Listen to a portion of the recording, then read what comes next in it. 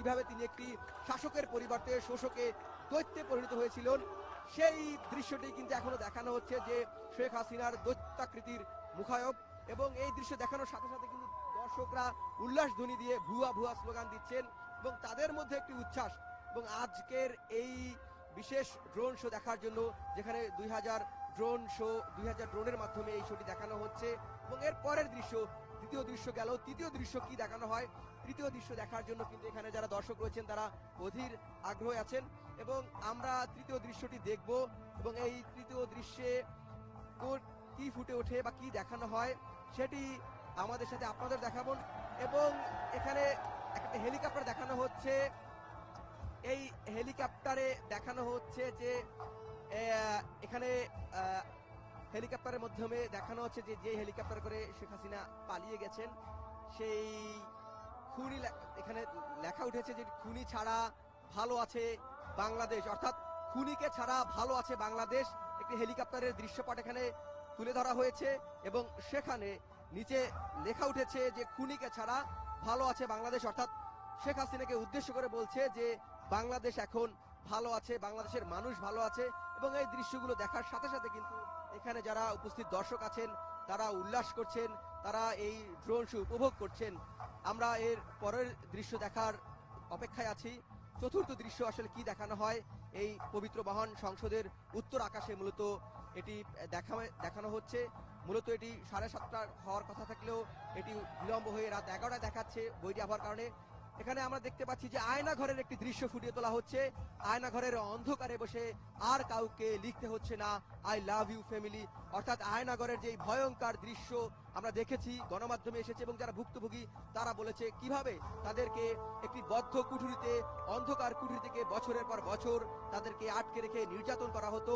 সেটি বলা হচ্ছে যে I love you my family, এই কথাটা আর কাউকে বলতে হবে না শেখ হাসিনার এই পতনের পর।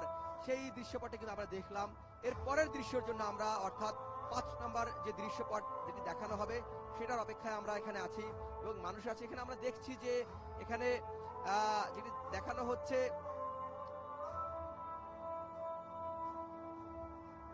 বিএনপি নেতা ইকরামুল হক, যাকে ক্রস ফায়ার করে মেরে ফেলা হয়েছিল, যেটি তার সেই পরিবারকে দেখানো হচ্ছে। তিনি তার পরিবারের সাথে তখন কথা বলেছিলেন এবং তার পরিবারের সাথে তিনি ফোনে যুক্ত থাকা অবস্থায় তাকে কিভাবে বিচার বহির্ভূতভাবে হত্যাকাণ্ডের শিকার হতে হয়েছে সেটি কিন্তু আমরা সেই ইকরামুল হত্যাকাণ্ডের দৃশ্যপটকে এখানে মাত্র দেখানো হয়েছে, আমরা সেটি দেখলাম।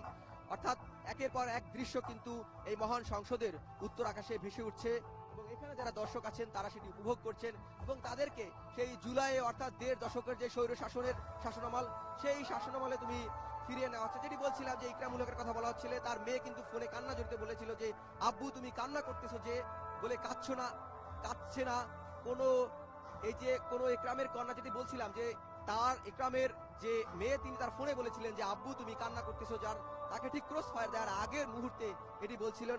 অর্থাৎ আর কোনো কন্যাকে বা আর কোনো সন্তানকে কাঁদতে হবে না, এই যে সেই বিষয়টি এখানে দেখানো হয়েছে। অর্থাৎ এই 1.5 দশকে যে গুম খুনের একটি সংস্কৃতি চালু করেছিল পতিত আওয়ামী লীগ সরকার, সেই দৃশ্যপটে কিন্তু ফিরিয়ে নিয়ে যাওয়া হচ্ছে এবং এখানে যারা উপস্থিত দর্শক আছে তাদেরকে সেটি মনে করে দেওয়া হচ্ছে যে এই 1.5 দশকে তারা আসলে কত একটি ভয়ানক দুঃশাসনের মধ্যে ছিল। সেই দুঃশাসনের চিত্রপট কিন্তু এখানে ফুটে উঠছে ডু ইউ মিস মি নামের মধ্যে। এবং এখানে আমরা যেটি দেখছি যে দেশের সার্বভৌমত্ব নিয়ে কোনো কথা বলতে হচ্ছে না, কোনো আবরার ফাহাদকে, এখানে আবরার ফাহাদের কথা, আবরার ফাহাদ যেই ভারতীয় আগ্রাসন নিয়ে কথা বলেছেন বা তিনি যেই দাঁড়িয়েছেন ভারতীয় আগ্রাসনবাদের বিরুদ্ধে একটি প্রতীক হয়ে দাঁড়িয়েছিলেন, সেই ভারতীয় আগ্রাসনের বিরুদ্ধে কথা বললে কাউকে জীবন দিতে হবে না, কাউকে অত্যাচারের শিকার হতে হবে না, সেই দৃশ্যপটকে কিন্তু এখানে ফুটিয়ে তোলা হয়েছে। আমরা দেখতে পাচ্ছি যে একে একে করে প্রায় 2000 ড্রোনের মাধ্যমে এই যে দৃশ্যপট সেটি উপস্থাপন করা হচ্ছে এবং এখানে আমরা দেখছি যে গণলুটতন্ত্রী সরকারের কোনো, এই যে মন্ত্রীরা যে মাফিয়া সরকার একটি গঠন হয়েছিল, যারা ব্যাংক ডাকাতির সাথে জড়িত ছিল, তারা বলছেন যে বাংলাদেশ ব্যাংকের টাকা আর লুট হবে না।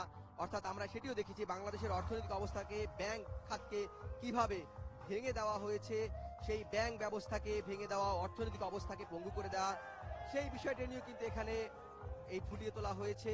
অর্থাৎ আমরা এখানে দেখতে পাচ্ছি সালমান এফ রহমানকে ফুটিয়ে তোলা হয়েছে এই দৃশ্যপটের মধ্য দিয়ে, যিনি বিগত আওয়ামী লীগ সরকারের একজন মন্ত্রী ছিলেন এবং উপদেষ্টা ছিলেন শেখ হাসিনার বাণিজ্যিক উপদেষ্টা